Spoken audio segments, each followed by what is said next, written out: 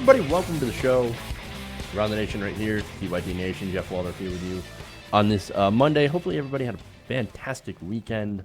Mine was all right. Yeah, had a birthday party for a nephew. That was good. Got some family time in and also got some game time in, so that was nice. It's a nice little change of pace. Where on a Sunday, I did not actually have to do anything. I love those days. I love the days where I do nothing. It does not happen quite enough. So now, a little bit of fun housekeeping before we dive into the stories and the breakdown and thanking the patrons and all that stuff.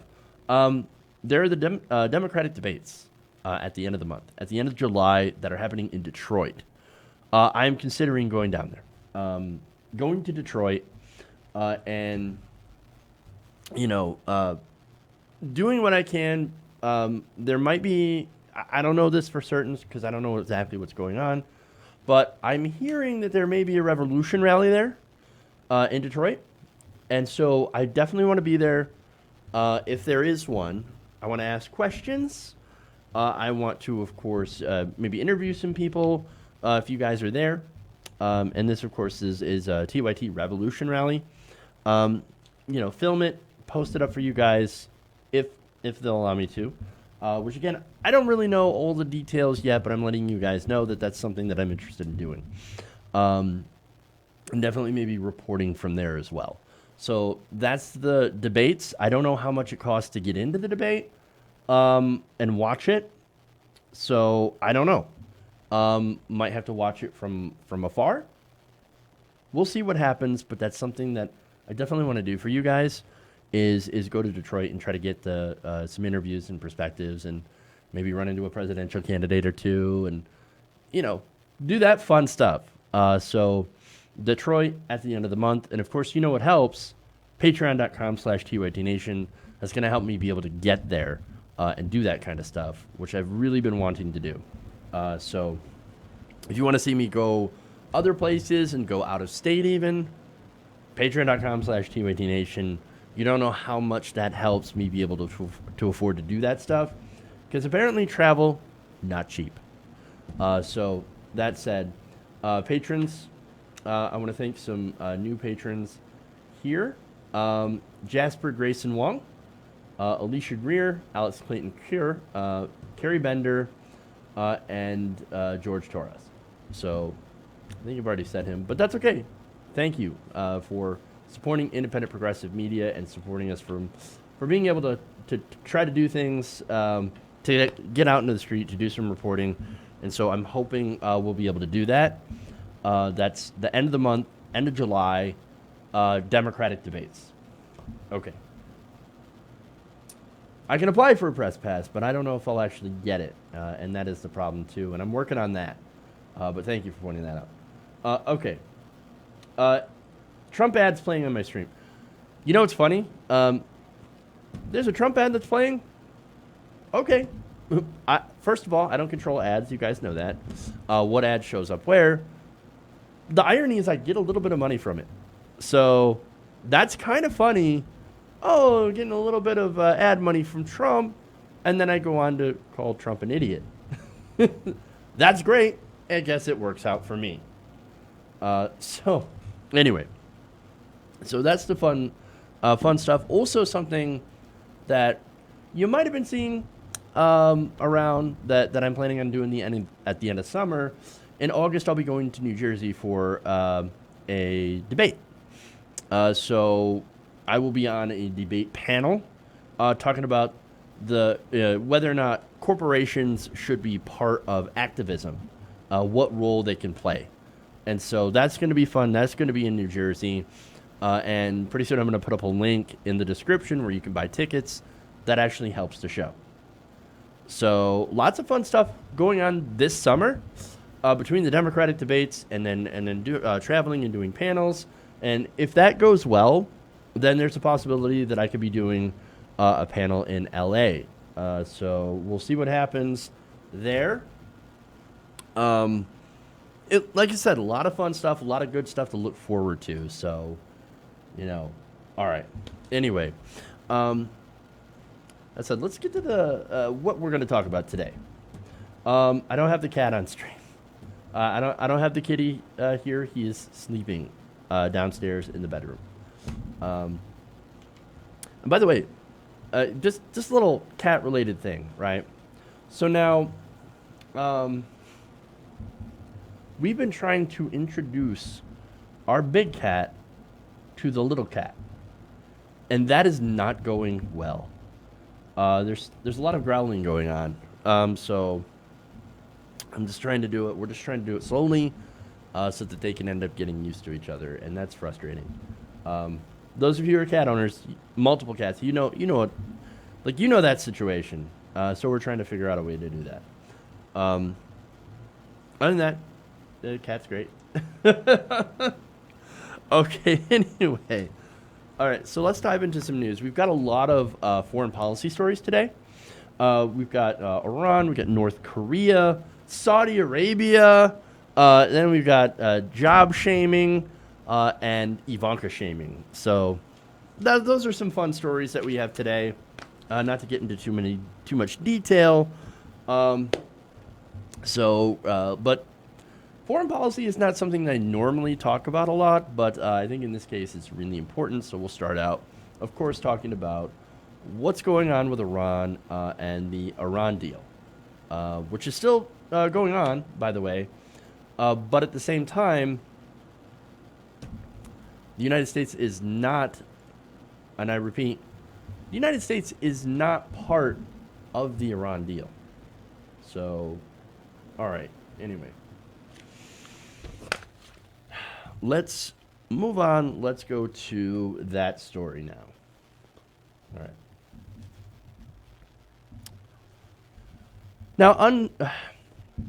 Now, in what could possibly lead to an escalation with the United States, and I hope not, Iran had just acknowledged that it had broken the limit set on its stockpile of uranium. Now, this is low-enriched uranium, and that, of course, is a major distinction as we go further on to the story. But first, according to The Hill, the state-run IRNA news agency quoted Foreign Minister Mohammad Javad Zarif making a uranium announcement. He said this, quote, IRNA reported that Zarif, answering a reporter's question whether Iran had broken the limit, he simply said, yes. He also said, quote, if Europeans do what they have to do, our measures are reversible. And that's what do you mean by that? Well, for one, they've broken the limit in how much lowly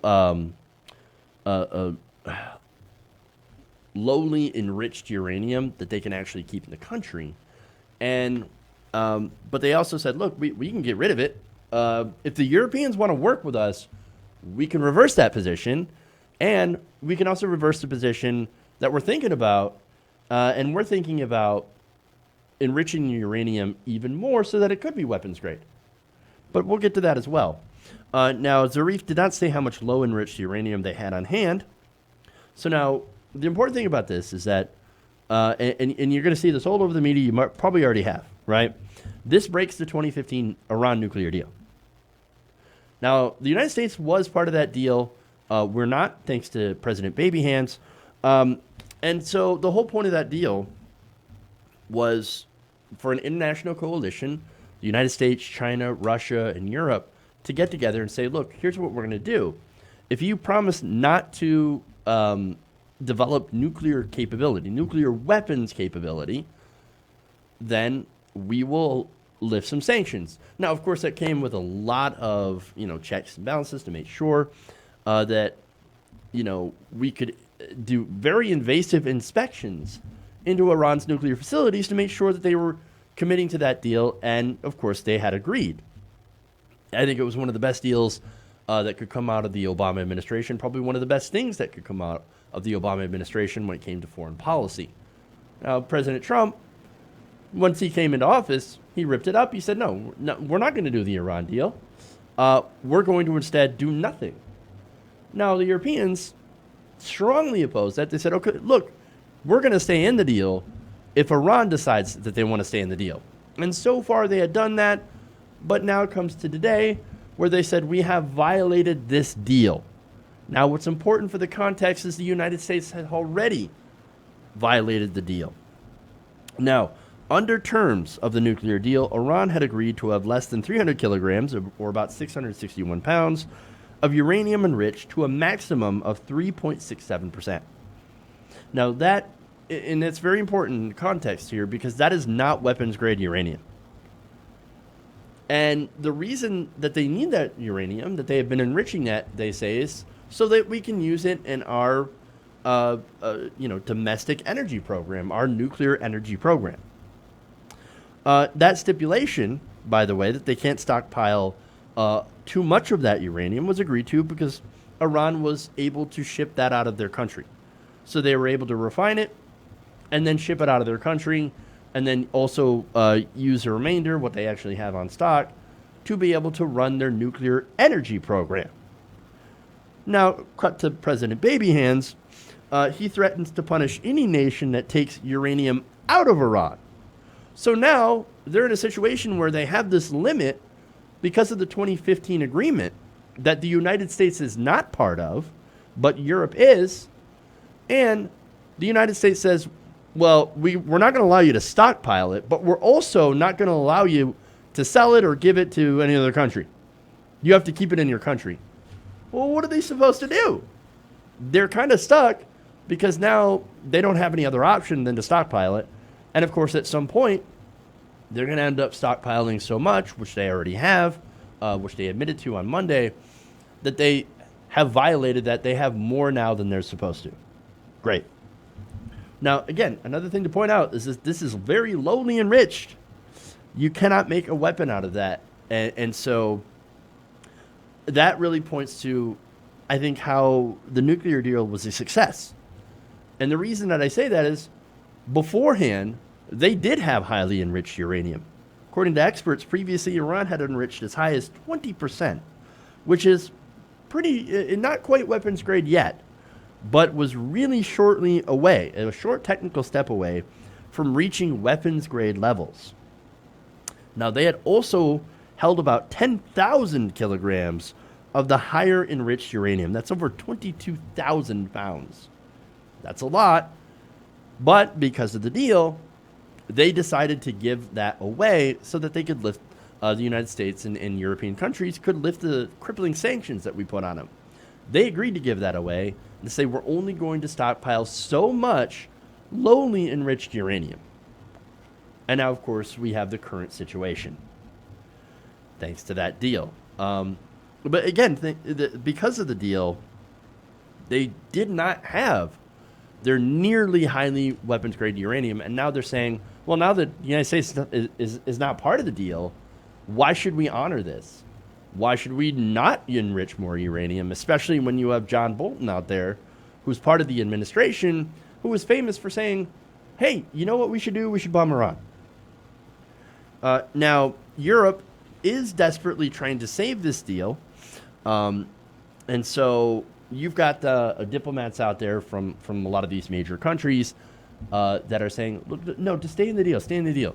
I know the United States kind of shafted you, but what do you expect when they elect a man-baby? But we are trying to honor that deal.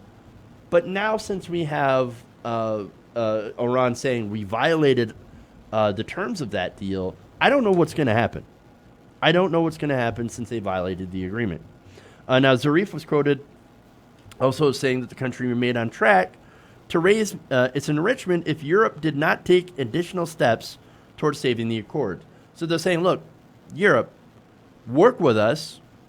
Yes, we're thinking of raising our enrichment, so you got to give us a better offer. Now, this is actually very advantageous to Iran. So congratulations, Donald Trump. If you wanted to have a better deal for the United States, which I don't think is possible, you've basically pissed it away, and you have given Iran sort of the upper hand in a very strange way. You have empowered the mullahs. So now they can go to Europe and say, you want us in this deal, you might want to negotiate some fairer terms for us. Because as I said before, the Iran deal in 2015 was actually incredibly strong, and it was the best deal that we could get. they've made it worse. They've made it worse. Now, he said, quote, the next step is about the 3.67 limitation, which we will implement too. Now, tell me, if you wanted a war with Iran, like if your name is John Bolton, right, what would you do? Well, you put them into an impossible position. Iran, of course, they don't want war with the United States. That's why they give up all their nuclear weapons grade material in the first place. The hope was that an accord with the U.S. and Europe would be enough to stop that. Instead, once again, President Man-Baby gets into office, rips the deal up thanks to a steady diet of propaganda, and now he thinks, well, I have to be tough and punish Iran. Now, thankfully, he hasn't gone so far as to outright attack Iran, despite John Bolton and Mike Pompeo basically screaming into his ear, you got to attack Iran, you got to attack Iran. You got to bomb them, bomb Iran. Thankfully, he's been like, no, that'd be really stupid.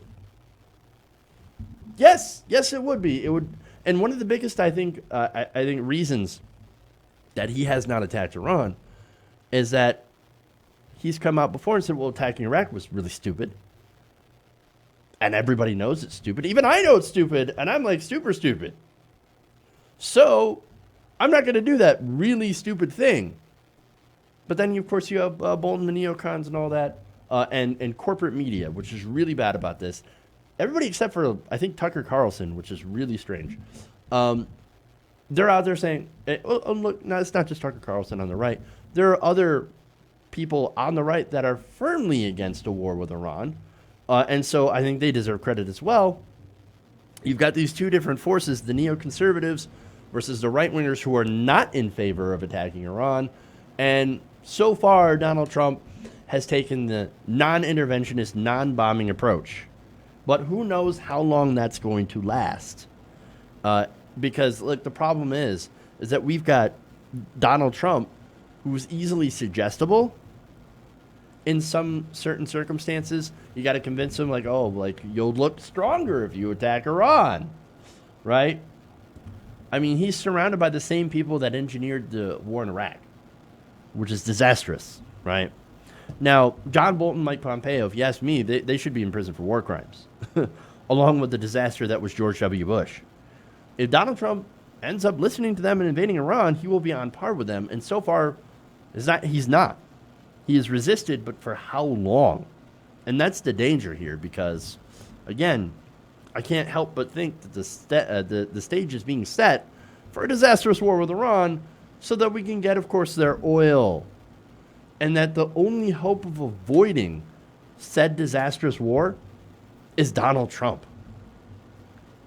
Talk about yikes. And this situation is not helping. Okay. Moving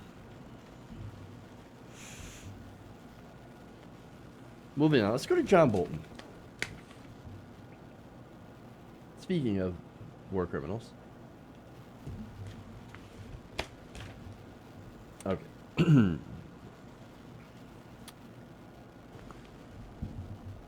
Now, Donald Trump's national security advisor, John Bolton, is enraged over a report where it said that Donald Trump might accept North Korea as a nuclear power.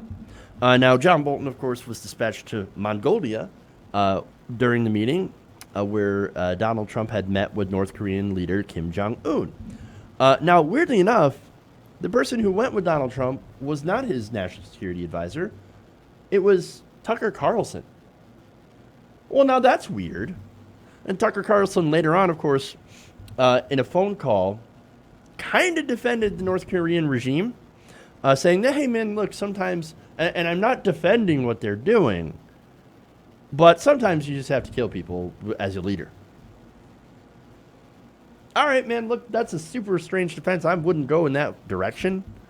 But he's trying to basically, and I can't believe I'm not really defending Tucker Carlson. I'm just trying to explain where he's coming from. He doesn't want a war with North Korea, which would be an absolute disaster. And at least I can agree with Tucker Carlson on that one, right? Then again, oddly enough, that's weird because why would you bring Tucker Carlson with you to North Korea? Then again, weirder things have happened. Remember Dennis Rodman. So now let me explain. The Times had reported that the concept of this deal of allowing North Korea to stay a nuclear power would basically amount to a nuclear freeze, one that enshrines the status quo and accepts the North Korea as a nuclear power, which means they keep their nuclear arsenal, but they don't expand on it. They don't add any new missiles. They don't do anything else. They basically keep what they have. Now, Trump administration officials, and look, there's two different camps of Trump administration officials at this point.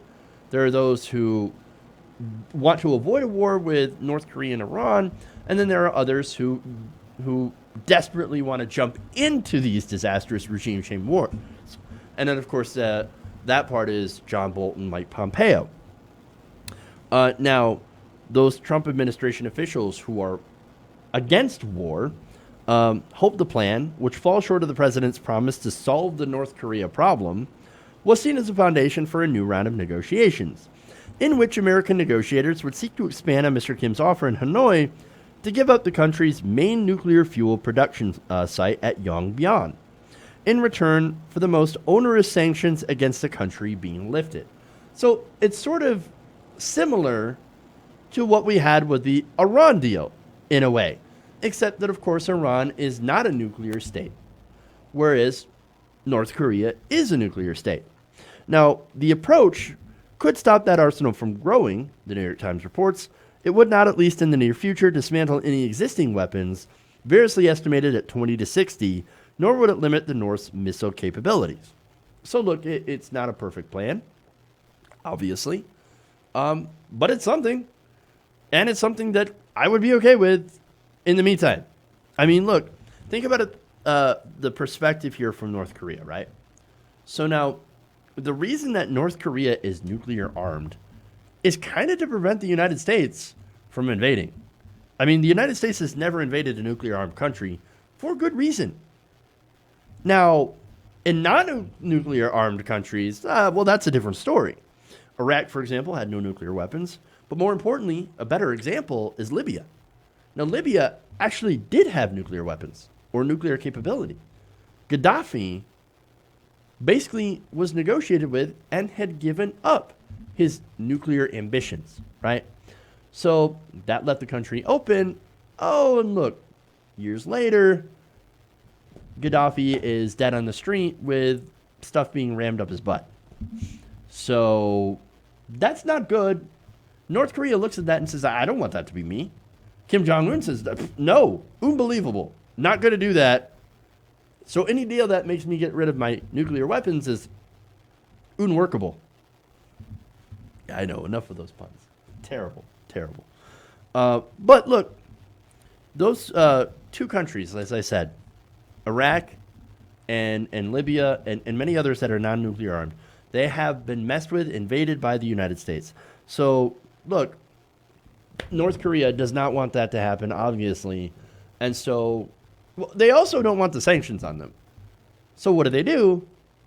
Apparently, they try to negotiate with Donald Trump, who is pretty much the only one that has signaled, well, okay, maybe.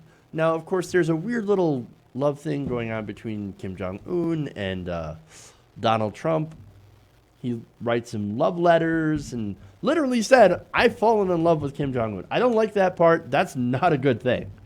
At the same time, you know what? As long as there's some sort of assurance that we're not going to launch a disastrous war into North Korea, which would, by the way, devastate South Korea as well as Japan, two of our allies in the region, we want to avoid that at all costs. At all costs. And look, if there is something here that we can do to at least prevent the North Korean regime from developing newer, more deadlier weapons, well, I guess that's something, right? It's not the elimination. And by the way, let's be honest, there's never going to be an elimination. That's not going to happen. That's an unrealistic goal. Or unrealistic goal. I know. So, anyway, that's the plan, right? At least according to the New York Times, according to Trump officials. Now, going back to John Bolton here. John Bolton was in Mongolia when this happened. He got sent off to Mongolia somewhere. right? And he come back, and he's like, well, wait a minute. I just read this New York Times article. There's nothing in there that said anything about this. In fact, here's his tweet. I read this New York Times story with curiosity. Neither the national security staff nor I have discussed or heard of any desire to settle for a nuclear freeze by the North Koreans. This was a reprehensible attempt by someone to box in the president. There should be consequences. You schmuck. For one, you know what? That would be no consequences because if somebody's boxing in the president to make sure that there is peace with North Korea, box away. I'm all about the box, right? Because, look, again, any war with North Korea would be an absolute unmitigated disaster. And so I don't want to be a part of that. We know John Bolton. We know Mike Pompeo. They do want war with North Korea. I think their eyes are really set on Iran. But look, either war will make him and his defense contractor buddies incredibly rich. Now, pointing that out and how I don't want a war with either of those countries, that doesn't mean I like North Korea or Kim Jong-un or even Donald Trump. It's just, I just happen to hate John Bolton and Mike Pompeo even more. And more importantly, no war. No war. Now, of course, Bolton was hilariously dragged on social media for this, and I'm kind of all for it. I want to give you a couple of tweets here. I should point out what's going on here. Kevin just said, you're not even there. But maybe Tucker Carlson and Ivanka will fill you in on the details if you say pretty please. I love John Bolton getting dragged.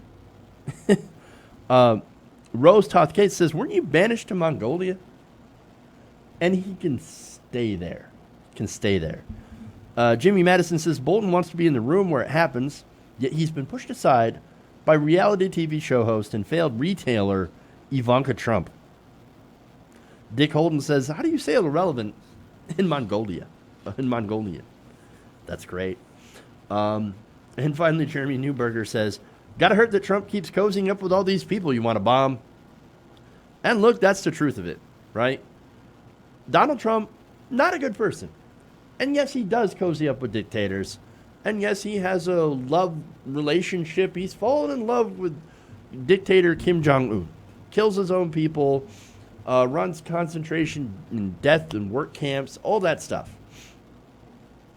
At the same time, John Bolton, not a good guy. Even a worse guy, because he wants to bomb all those innocent people, as well as non-innocent people. And so I don't want to go in that direction. Look, the sooner we get the neocons out of Trump's ear, the better, right? And so what this story tells me is that while, Trump's meeting with Kim Jong-un, he doesn't even want his national security guy there, meaning that there is a rift. And that's the important takeaway here. Mike Pompeo and John Bolton, they do not have as much sway over President Trump as I think a lot of people think that he does. And then again, he didn't even want to hire John Bolton at first because of his mustache. I couldn't stand his mustache. Oh, okay, well, nonetheless, he hired him, but is not listening to him. And again, that's a good thing, right? Donald Trump is disastrous enough as it is without being goaded into a war with Bolton and Pompeo. And so I'm weirdly left with this strange hope that Donald Trump can resist going to war thanks to people like Tucker Carlson and others.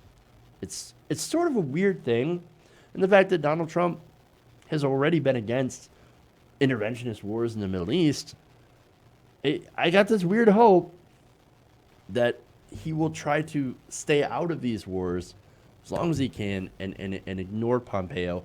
And I hope, by the way, Bolton gets booted or resigns or something, so we can get this madman, this neocon, out of the White House and out of Donald Trump's ear. And that's the best I can hope for as long as Donald Trump continues to be president. And hopefully he can hold out until maybe we can get somebody else in there who is not interventionist and is not in favor of endless war. Okay. Speaking of anti-war, let's go to Tulsi Gabbard.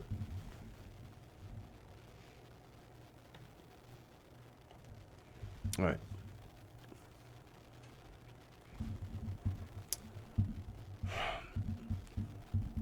Now, Democratic candidate and Representative Tulsi Gabbard wants us to stop pretending that Saudi Arabia is one of our allies.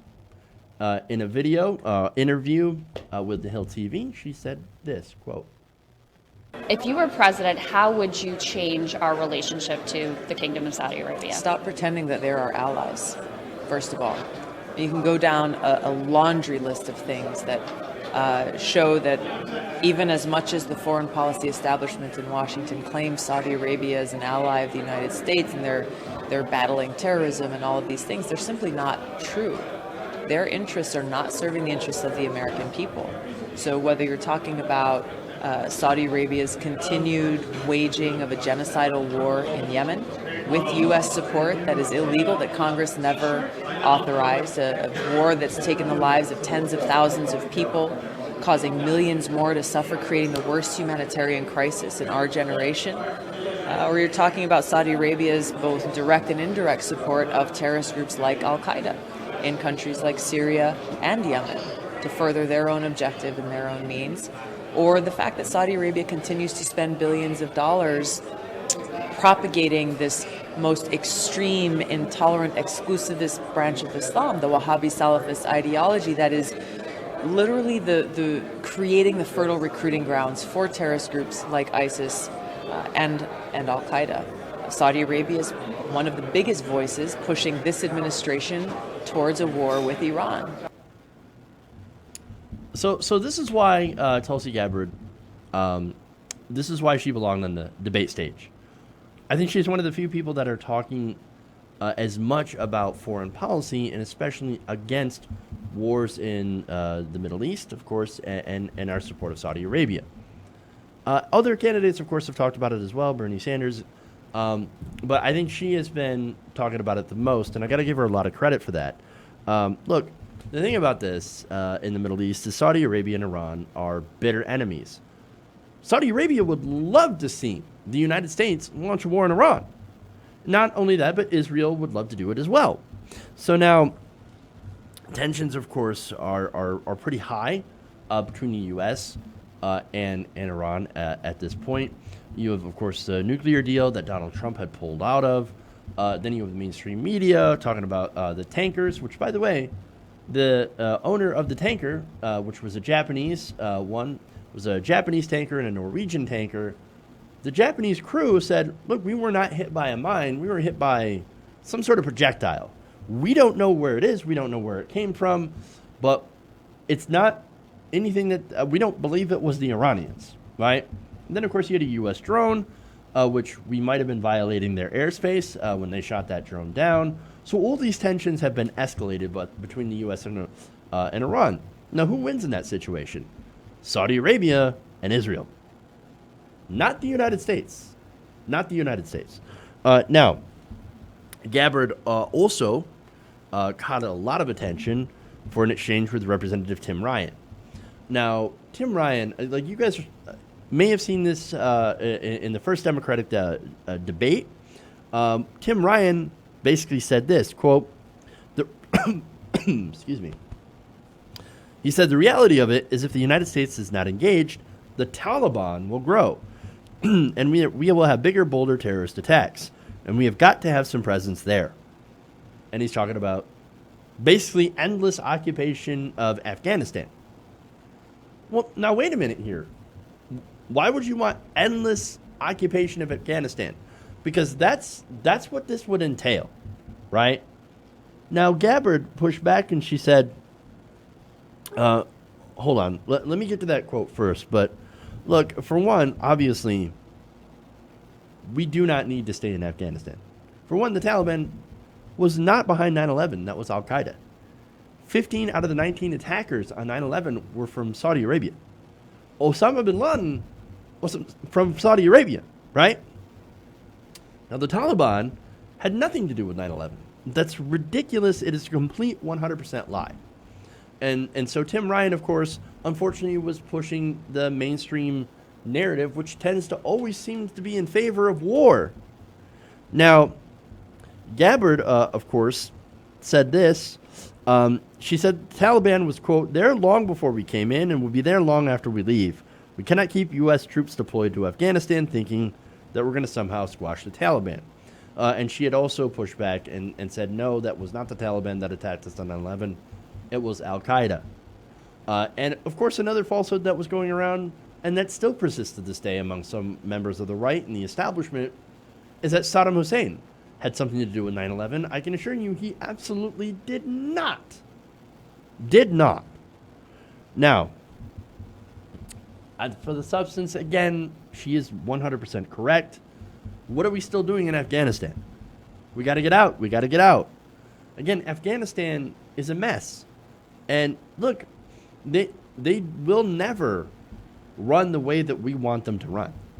Why are we continuing to waste money and waste lives in this country where it's known to be a place where empires die? The Soviets invaded Afghanistan. It did not go well. And it's really not going well for us either. We got to go. We got to go. And as far as Saudi Arabia, look, the only reason that we're helping the Saudis, and that we're so-called allies, is cheap oil. That's why we ignore their human rights abuses. We ignore the fact that women are third-class citizens, that there are people that are still beheaded for witchcraft. That is not a good place. And as she mentioned, they continue to spread the most radical, extreme version of fundamentalist Islam, right? That's Wahhabism. That's Salafism, right? They spread that all around the Middle East.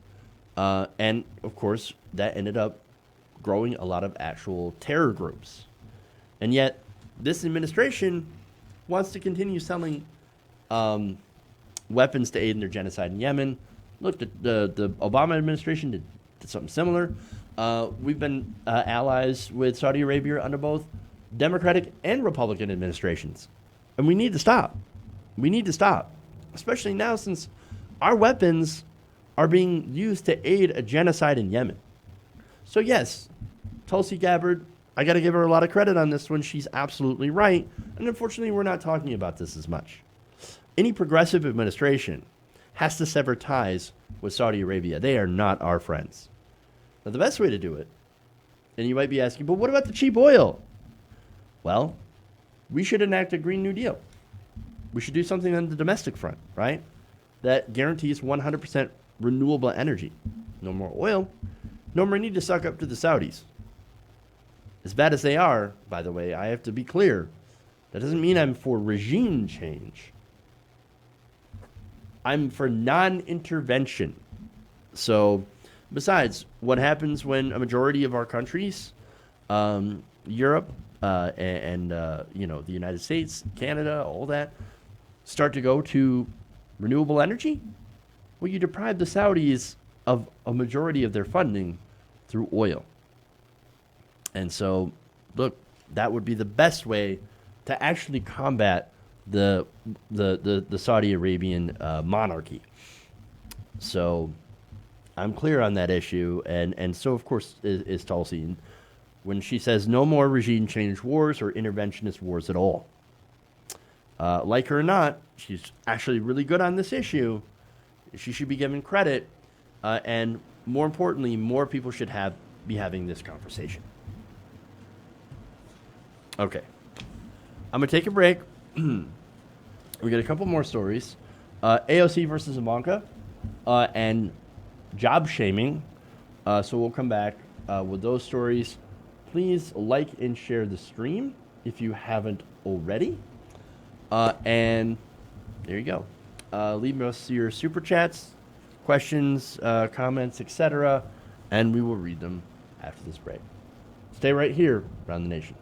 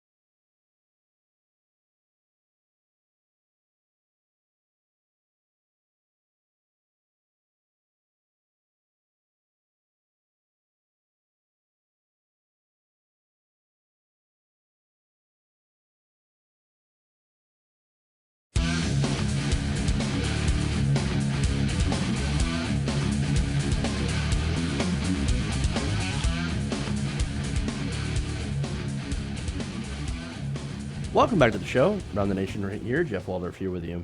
Okay, got some good comments from you guys to say. But first, let's go to Super Chat. Jedi Mullet 77 says, we spend at least $80 billion a year defending Saudi Arabia for the privilege of access to oil. Let's use that on green energy here instead. Jobs. Yeah, absolutely. And thank you for that Super Chat. Bullwhip Johnson points out that Bernie said no more endless wars. I know. I agreed with that. And look, I'm not saying nobody else has that anti-war message. It's just that basically that's Tulsi's thing, right? That's her entire thing. Whereas, Bernie Sanders, of course, I know that Bernie Sanders 100% means it. I know that Bernie Sanders is on that issue, and I know he's really good on that issue. I pointed out his foreign policy before. And so, of course, I'm obviously for Bernie Sanders. You guys know that. But Tulsi Gabbard is also really good on this issue. And so, her and, Mike Gravel, also really, really great in this issue. And they're saying the things that everybody else needs to be saying. And even though Bernie Sanders is saying that, and he's number 2 in the rankings, it doesn't get a lot of attention from corporate media. And that's the whole problem here, is that right now our media industrial complex basically is very, very pro-intervention. And we need as many voices as we can on the left to try to pull that away. And so that's why it's important that progressive media point out when any candidate says things that are anti-war, anti-interventionism. And so that's why I'm doing that segment. So I did that segment on Tulsi Gabbard, because I think her voice on this is very important. All right. Anyway.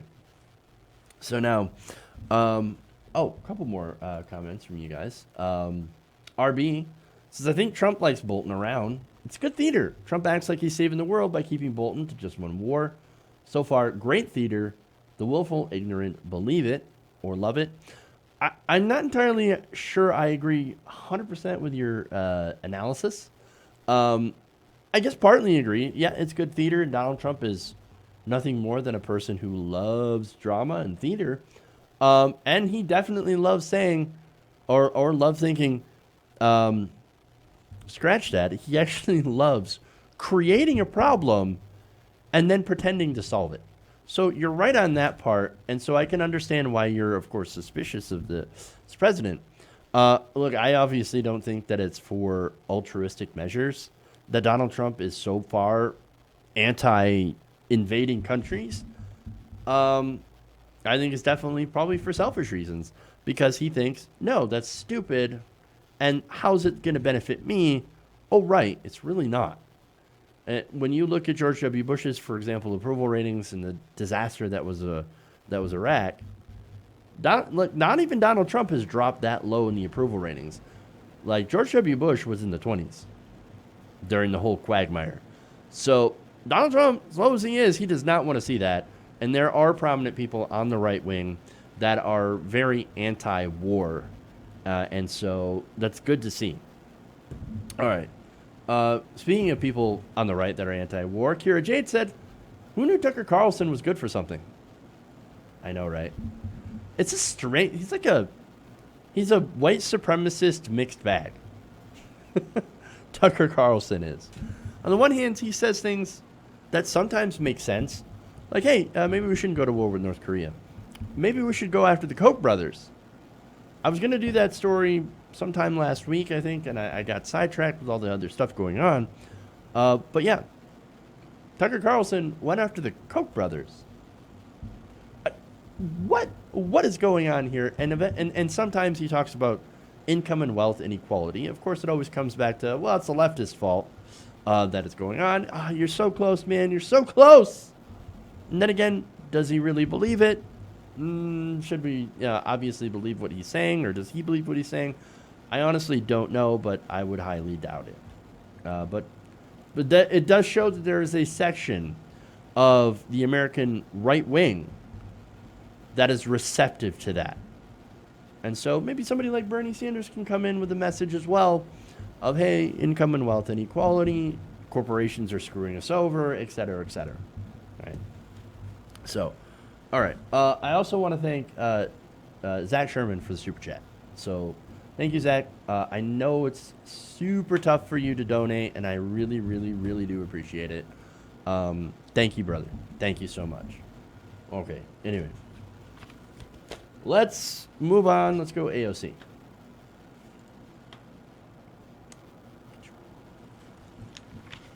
Oh, yeah.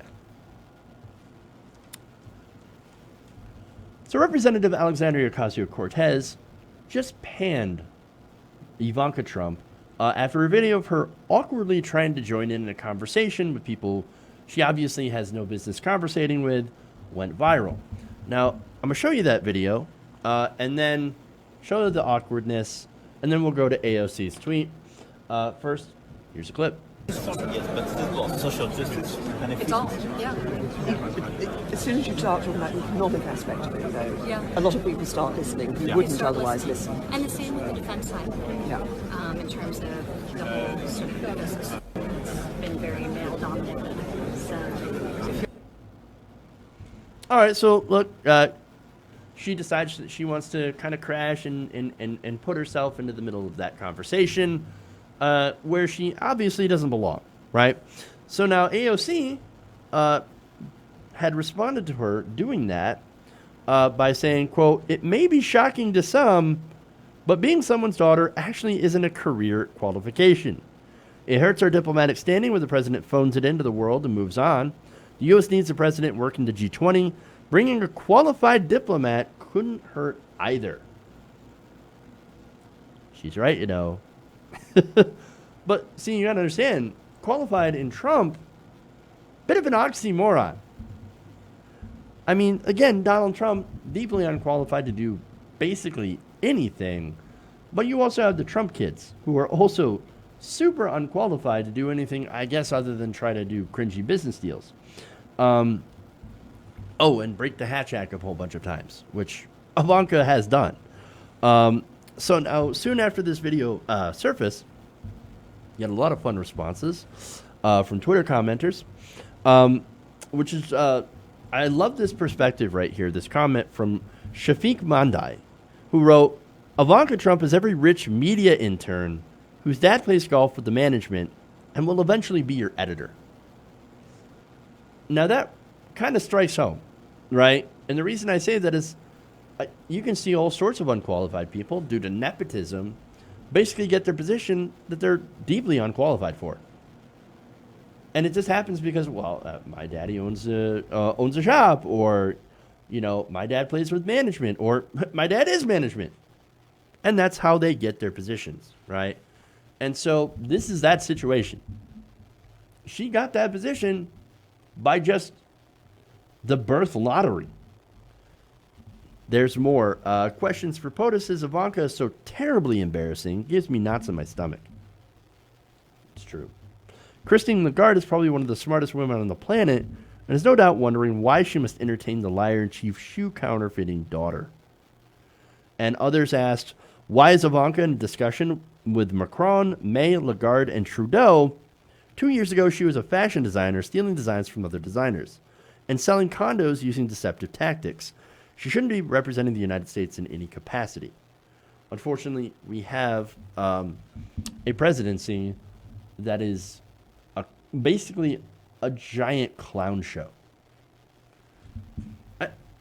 You have people in there who have no business sense, for one, and especially have no political sense. She's not a diplomat. What is she doing there? What is she doing there? At least, look, and Tucker Carlson was also there, right? At least Tucker Carlson is probably a bit more knowledgeable on this issue than Ivanka Trump. There's more. Olga Lotman said, this is one of the most humiliating overseas Trump regime trips for America. Trump is a danger to national security, and his ass-kissing to Putin, Kim Jong-un, and Mohammed bin Salman. What every enemy country saw was weakness, and that the Trump regime will welcome all attacks. What the hell, Ivanka? It's true. And look, here's the thing. Just like her father, Ivanka Trump is basically playing a role. She is pretending. And that whole family is filled with posers and pretenders. And the only reason that they're relevant, of course, is because they happen to have been born into wealth and privilege. Trump with his father, of course.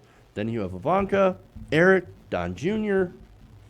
You don't see a whole lot of Tiffany, but maybe she's the problem too. So here's the thing, right? Now, I'm not against them simply because of who they are. Now, if Ivanka Trump and Jared Kushner took their time, learn, study, to become at least somewhat knowledgeable in this field, where they really hit the books, right? And then, okay, I wouldn't have as much of a problem with it, right? Now, I might disagree with their positions, but at least they would put in the time to be able to learn what they're talking about. Most of the time, they don't. Now, I do have to give Kushner a little bit of credit for pushing prison reform. So that was important. That was something positive they actually did. But as far as Ivanka, what has she actually done? Child tax credits. That's what that's her big idea. Child tax credits. Wow. It's not a big idea. That's not bold. It's been around, actually. The idea of giving child tax credits has been around for quite some time. And by the way, that doesn't help people who are barely surviving. That person making that family making $25,000 a year, you know how much they got back from Trump's tax cuts? $40. Do you think a tax credit is going to help them? Come on. Really? Childcare costs so much out of pocket, but you think a tax credit is going to help you? Come on. No, see, here's the thing. Ivanka is not concerned with those people. No, what Ivanka is concerned with is, of course, people of her social class, people of her social consciousness, I guess. She's very wealthy, she's very privileged, and she will never escape that bubble. But at the same time, what's weird is that they're kind of in the middle, right?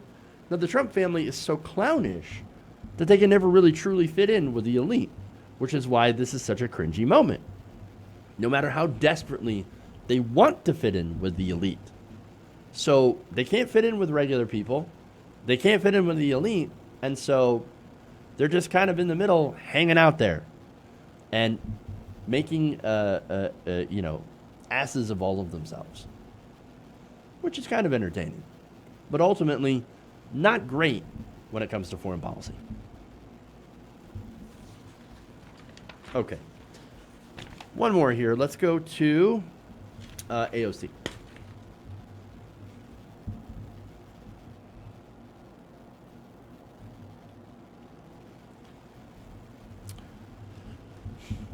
Now, Representative Alexandria Ocasio-Cortez is calling out Republicans for classism. So now there have been a lot of attacks against AOC for working as a bartender. Now, this stems, of course, from her attack against Ivanka Trump. Now, Ivanka Trump tried taking part in the G20 talks despite having zero qualifications. In response to that, in the cringy video that accompanied this, she said, quote, "It may be shocking to some, but being someone's daughter isn't actually a career qualification." Now, conservative pundits, of course, jumped on that.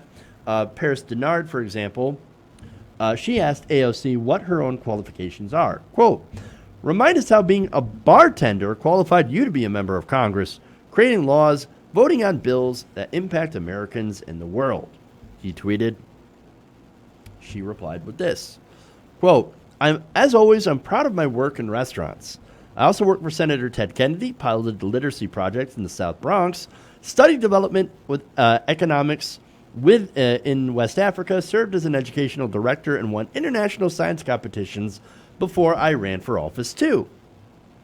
So she actually, and this is not well noted about her, but she's actually all of those extracurricular activities. She is not a dumb person. She also has a degree in economics. So she's not a dumb person, despite the fact that right-wing media, and this is what they love to do, to smear her as dumb. Oh, look at AOC. She's so dumb. I mean, just not a smart person. She mispronounced a word. Or she said the wrong thing in one of her Instagram videos. She must be an idiot. No, she's not. She's an incredibly smart person, an incredibly great campaigner. Somebody, again, it takes a really great campaign to knock out Joe Crowley, who was basically the Democratic money man, and was the second most powerful Democrat in the House, would have taken over for Nancy Pelosi to be Speaker of the House. She took him out. And again, she's very qualified, she's very smart, and she's actually a regular person and can connect with other regular people. So now she continues with her tweets. Working people that the GOP dismisses as just a waitress, cook, etc., contains multitudes and are just as capable and intelligent as anyone else.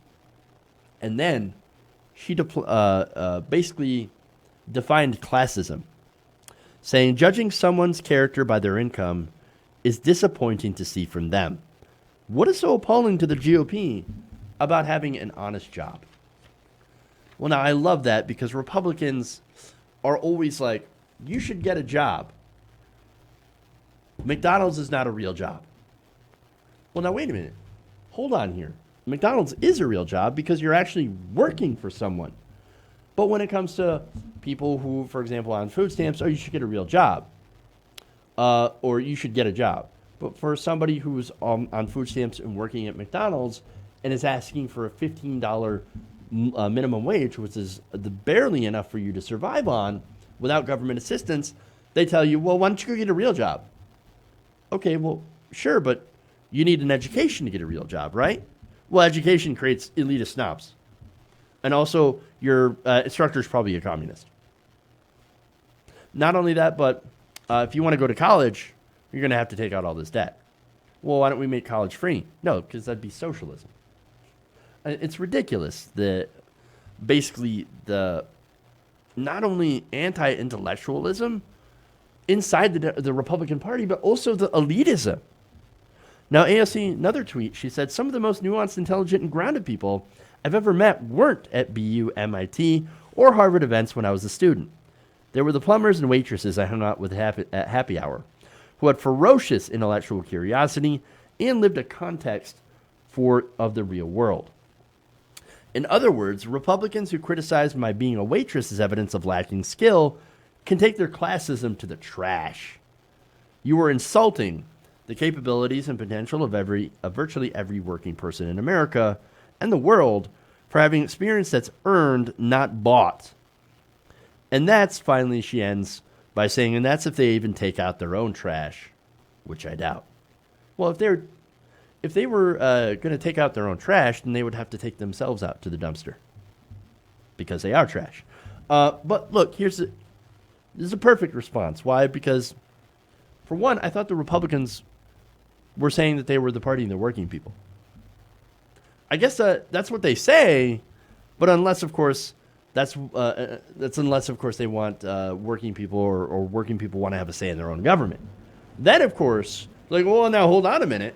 Working people, no, you can't have a say in government. No, because we want the elites. Again, look, Donald Trump has some quotes here, and I'm going to give them to you later. And I have some great examples of how they are anti-working people. But first, I want to note that this government was supposed to be made up of working people. Back in the days of the founders, Congress was in session only a very short time.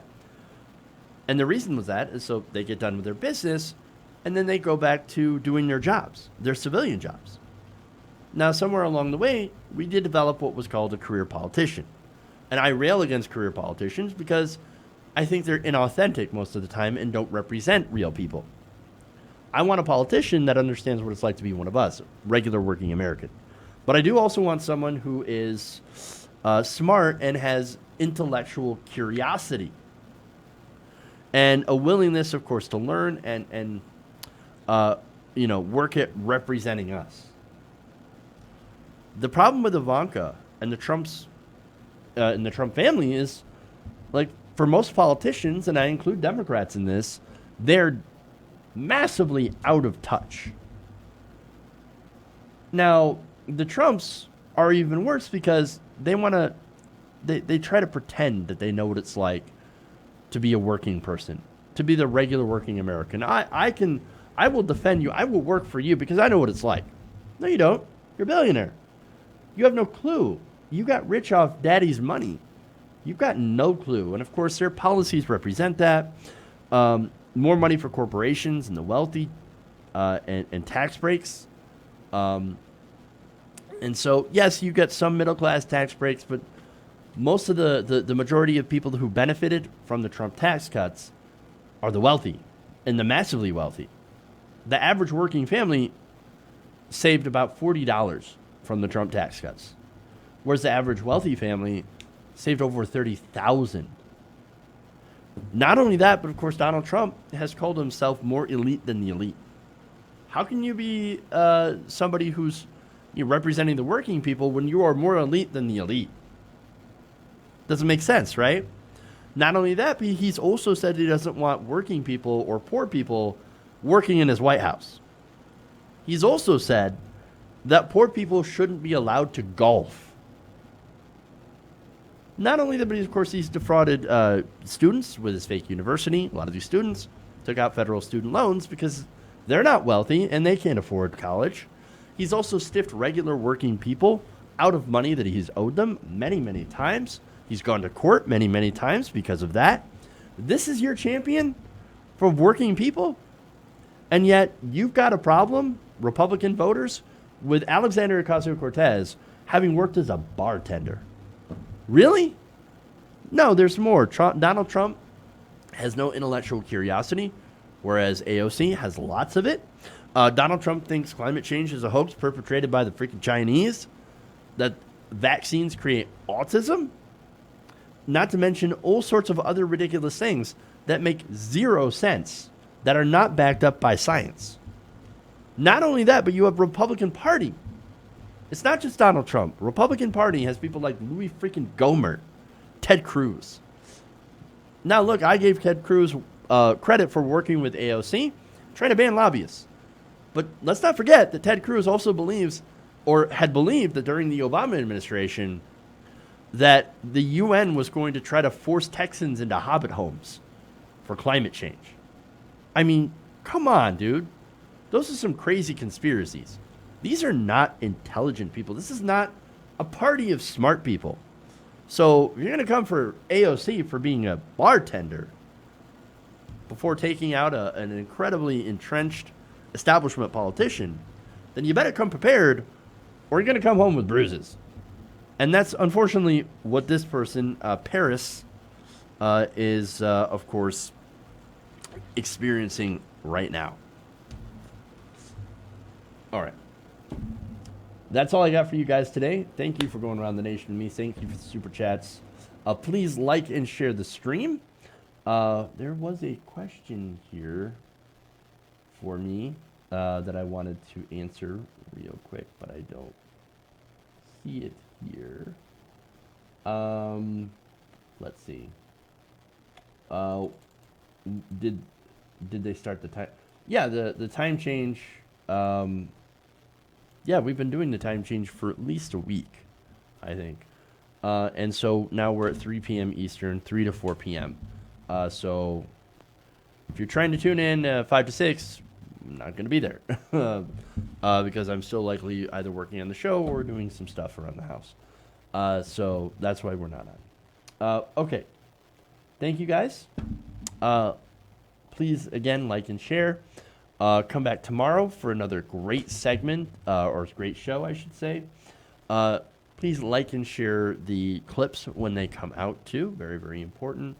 Love you guys. And remember, change begins with you. Good night, Nation. We'll see you guys tomorrow around the nation.